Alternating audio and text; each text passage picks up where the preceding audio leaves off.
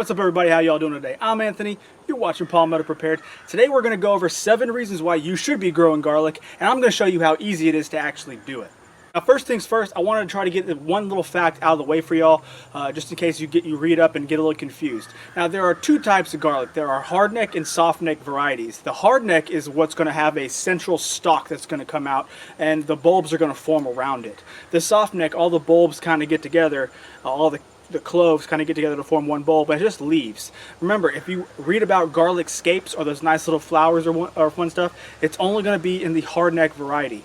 Now, the reason why you would choose a hardneck variety is if you are in a colder climate, hardneck is a little bit more forgiving towards a lot of really cold weather. Softneck, on the other hand, like me, what I'm growing, is better for a milder wintertime, which is why I grow it. It's a little bit more forgiving for me. Softneck is usually what you're going to find in stores, since it has a longer shelf life and a little bit more shelf stable and a little bit milder in flavor. Hardneck varieties, though, are known for having their very different pungent flavors, and if you are a big fan of like Italian cooking, then hardneck is definitely going to be the type that you're going to want to go for. All right, the first reason why you should be growing garlic is it's medicinal. It's been known for centuries to help lessen the common cold, and also known as a antifungal, antibacterial. There's a lot of ancient practices, especially Asian, that used garlic in place of penicillin these days. Obviously, since penicillin was only discovered in 1947. Prior to that, for centuries, they used garlic. So it would be foolish to not understand and acknowledge that fact. Number 2, probably one of the best reasons for growing it at home is not only is it higher in the compound allicin, which is actually what gives it its health benefits, but you're able to get it right as it gets out of the ground. You have to understand that a lot of the garlic that you find at the grocery store or in the market has been out of the ground for quite a while, and a lot of them are sprayed with anti-sprouting so they don't re-sprout, that kind of thing. But you have to figure a lot of them are coming from other countries, and if they are from the United States, they're most likely sitting in warehouses for a very long time. So the potency of the garlic, the longer it sits, is not necessarily bad, but not near as flavorful and good for you as when it's nice and fresh. That leads me to my third point, and this one kind of goes into my second point. A lot of garlic is grown in China. Now, if you haven't watched the show on Netflix called Rotten, I highly suggest you do so, because they have a really good expose on garlic, and it really should open your eyes on a lot of things. But as I've said in my previous video, I like to do as many things as I can and grow as many things as I can myself, because I don't like trusting where my stuff comes from, because after the Cool Act and after the Dark Act were passed, they don't have to tell you anything. So you're basically guessing where your stuff comes from. All right, number 4. One of my favorite things about garlic is, since it is mostly grown over winter, you can take advantage of that space that you really can't plant anything anyway. Depending on your climate, see, I live in South Carolina, so obviously I get a little bit longer of a growing season because I have such a mild winter. However, depending on the place you are, and you say you do all your harvesting in September, you really can't grow very much between October and February, because you're waiting for that spring garden. So in order to take advantage of that, instead of playing around with cold weather crops, you can easily just throw garlic in the ground and boom, you got a plant growing without really even having to do anything. Number 5.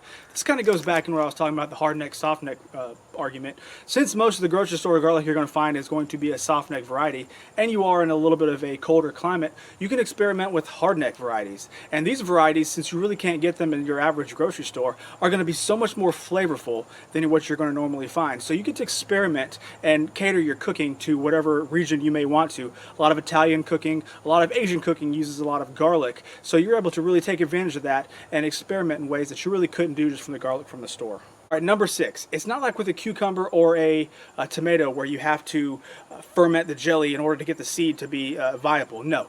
Garlic, all you do is peel off a clove and congratulations, there's your seed. So because you're growing it yourself, you're able to take that seed and just put it aside in a very dark and air circulating area. That way that seed can last the next season, and congratulations, you never have to worry about buying a seed again. And finally, that brings me to number 7. It's a moneymaker. Now, if you have ever been to a farmer's market or you've gone to places that sell garlic, especially homegrown, they're actually charge pretty good prices for them, and you could make some pretty good money on it. If you have enough space and you have the ability to be able to do that, get you some seed garlic from online sources and go ahead and throw a couple cloves in the ground. Those are going to grow into their own individual bulbs, and when they do, dry them, cure them, dry them, and congratulations, you have something to sell at a market. Now, you're not going to make a lot of money on it unless you have a lot of space for it. But hey, getting a good couple $100 if you have enough space, absolutely, why not? So take advantage of the fact that the health benefits have really been explored in the last couple years. Not to mention all the Food Channel and all the TV stuff have been really pushing garlic. It's really up to that price. So take advantage of it and make some money. All right, now as promised, I'm gonna show you how easy it is to plant garlic. Anybody can do this. If you have even a patio or a step and you can put down a container, boom, you can grow garlic, and I'm gonna show you how. Now we're gonna get into how to actually plant garden and how to do it the easy way. Now, I'm gonna put more in my raised beds whenever I harvest the lettuce out of there. Should be about another 2 weeks until the lettuce comes out. When the lettuce comes out, then I will go ahead and plant the rest of this garlic. But basically, all I did was I went online. I went to, I think this was Rare Seeds that I was able to get this year, and I picked out some garlic. Now, I ordered Kay's Backyard, but I guess they were out, and they gave me a Chilean Red, which I would be upset, but Semper Gumby, you know, just adapt and overcome. It's still a soft neck, and it's still what I'm looking for. So basically, all I need to do in order to plant garlic is I got me a barrel. I've had this thing in my garage for like 2.5 years. So I picked it up when it was on clearance however many years ago, because they always clearance this stuff out in the fall. I think I got it for like $15 if less. And I put in 2 bags of raised bed soil, organic of course, and I'm going to show exactly how easy it is to do this. The main thing that we're looking for when we're planting our garlic is we don't want to plant the whole thing, obviously, because each one of the cloves of garlic is its own seed. All right, so all you do is you break it apart and you take off the outer skin that holds it all together. The rest of the papery skin stays intact. All right, so that's all you do is you break it apart. All right, so these are good for now. Okay, now you want to make sure you determine which side's the root side and which side is not the root side, obviously. The root side is going to have that nice little blunt end to it, okay? So you're going to want to plant it like that, straight up and down. The general rule, you're going to want to go about 1.5 to 2 inches deep. I usually go right about to my second knuckle, but yeah, that's what you're going to do. And you're going to want to space them, if you're doing rows, about 1.5 feet apart. But since I'm doing it in a barrel, I'm just going to go around a circle like this and then put about 3 or 4 or 5 in the inside. That way we can all kind of get some good space. So just take your finger here, stop, stop, stop.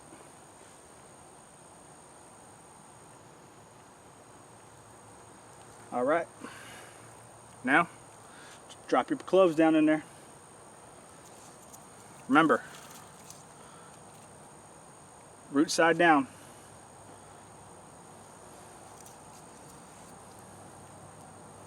A little bit of fancy dancy measuring, and I got 2 more right in the center. It's pretty close here, but we should be fine in terms of length away from here. And now all you're going to want to do is just cover it up.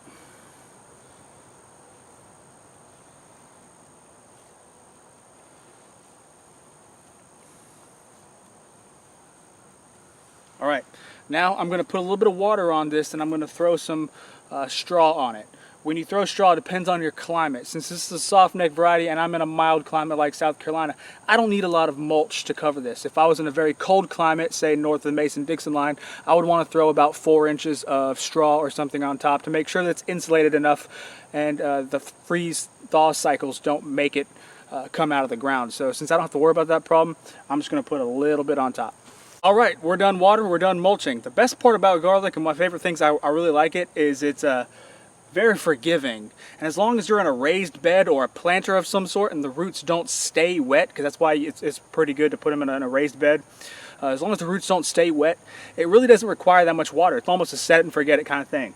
Now the purpose for covering everything up is you never want to leave soil bare. When you leave soil bare, it allows everything to dry out much faster, and it just you could get that overwintering seed. You know, bird could eat a whole bunch of weeds and then poop in your barrel. Next thing you know, you got weeds popping up everywhere. So the best part about having a layer of mulch, it discourages all that. So I hope this encourages you to maybe go to Lowe's or somewhere, get you a little planter barrel. You don't even need to have a garden for this. You could do this in like a driveway or a back porch and grow your own garlic. I hope you learned something from this video. If you did, please give me that thumbs up, subscribe to my channel if you haven't, and I'll catch y'all later. All right, bye.